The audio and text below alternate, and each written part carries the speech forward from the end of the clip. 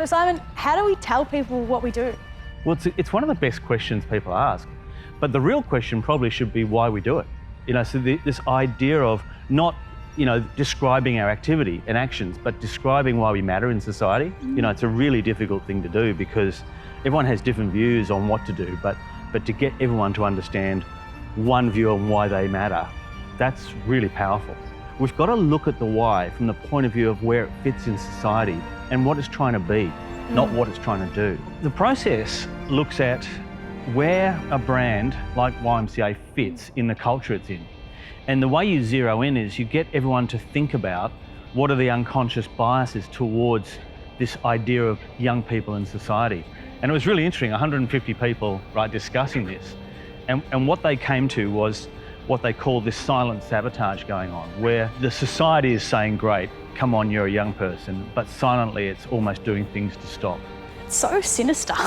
It's a difficult situation, isn't it? You must feel it. Yeah, I do. And well, not so much necessarily within the YMCA, but in different, I work outside and you go, there's so many senior staff, like in both definitions of the word, and that sort of like palpable kind of apprehension. Yeah. You're like, well, do you actually want us here? Yeah, that's right. When society is thinking about young people, they're thinking about great, optimistic, love them, terrific, but just, you know what I mean? Wait your turn. Do you ever come across that? Yeah, and also like friends who have just like started with their new grad jobs, they'll talk about like there's a sort of like just hesitancy. It's like, oh, your idea's great, but. Yeah. It's always the but, right? Yeah. And this is what we kept finding is it's, your ideas are great, you're great, but we're still in charge. And so what we said was we needed to form a belief around what we needed to stand for when it comes to that, there's almost like a condescending constraint going on young people.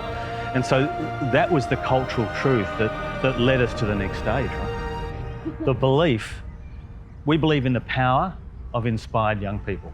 Very simple, very straight to the point. And that's the belief. That's cool. It's interesting, that word power, isn't it?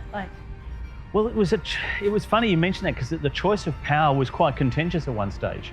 It came down to young people need really to be engaged. They need to have agency. They need to be empowered. They need to have power, but they can only get that if they're inspired.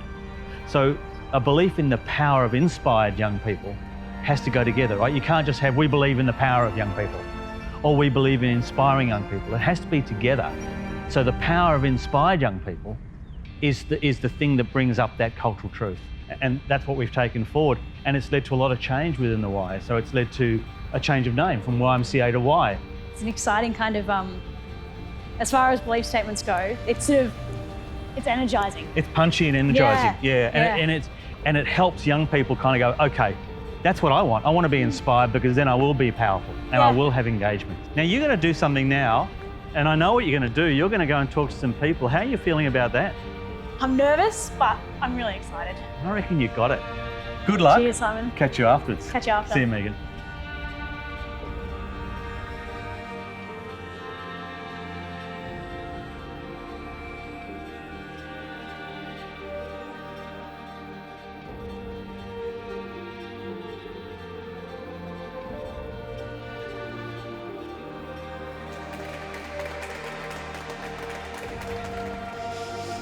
Good afternoon, everyone, and thank you so much for having me. It's a pleasure to be here with you all.